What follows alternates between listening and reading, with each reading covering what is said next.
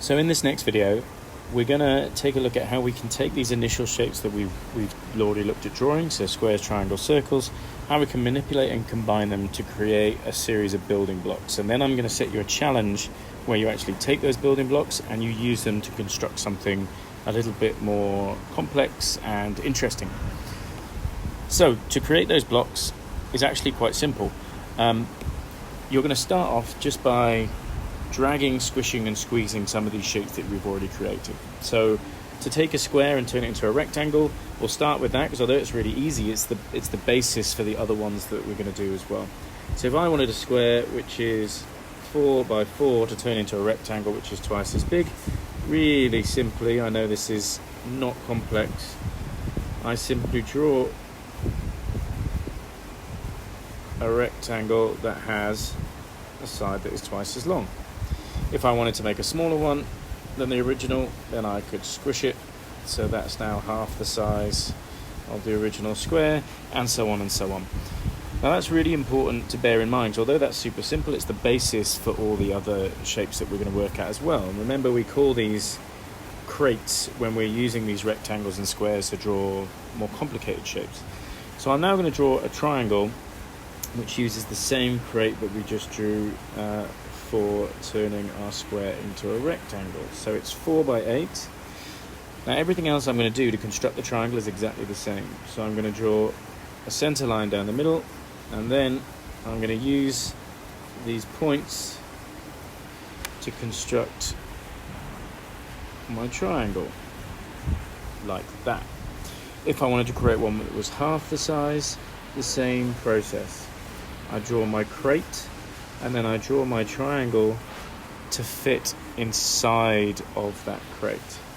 If I wanted to draw a triangle which is the same height and width but isn't symmetrical and is slightly off center, I can do that again just using the exact same process as before. So you can get quite creative with your triangles. You can even draw triangles within triangles if you want to get really innovative with the different shapes that you create. But the key is that you're using the same process to draw them.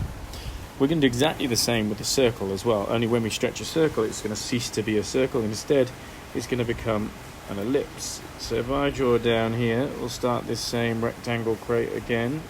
So 4 by 8, I'm going to draw a vertical midpoint and a horizontal midpoint. These are my guidelines, remember. And I'm going to go through the same process of drawing these kind of quarter arcs, only this time they're going to be stretched, and therefore I'm going to end up with something which is elliptical rather than circular.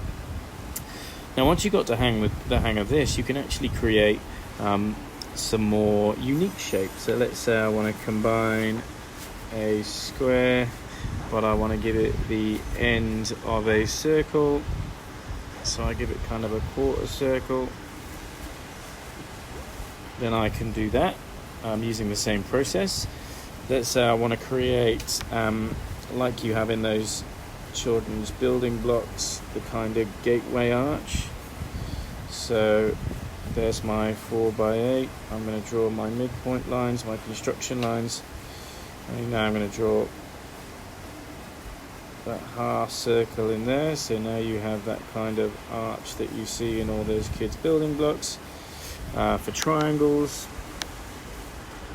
I can change the shape entirely so that it's on edge, just like that, or I can combine it with a square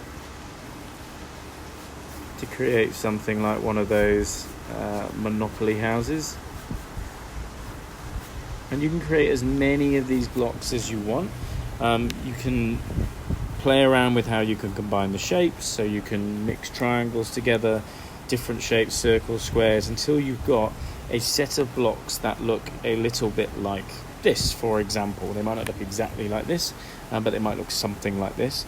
Once you've got these blocks, what I then want you to do is to use that as a library to build something more complex. So my challenge would be to create the kind of building block child castle of your dreams, so it might end up looking something a little bit like this. Feel free to add color. If you want to take it a step further, then you might take something like this basic shape and then try and give it a little bit more realism by adding a bit of colour and a bit of hatching to see if you can turn it into something a little bit more convincing. Okay, good luck. I look forward to seeing what you come up with.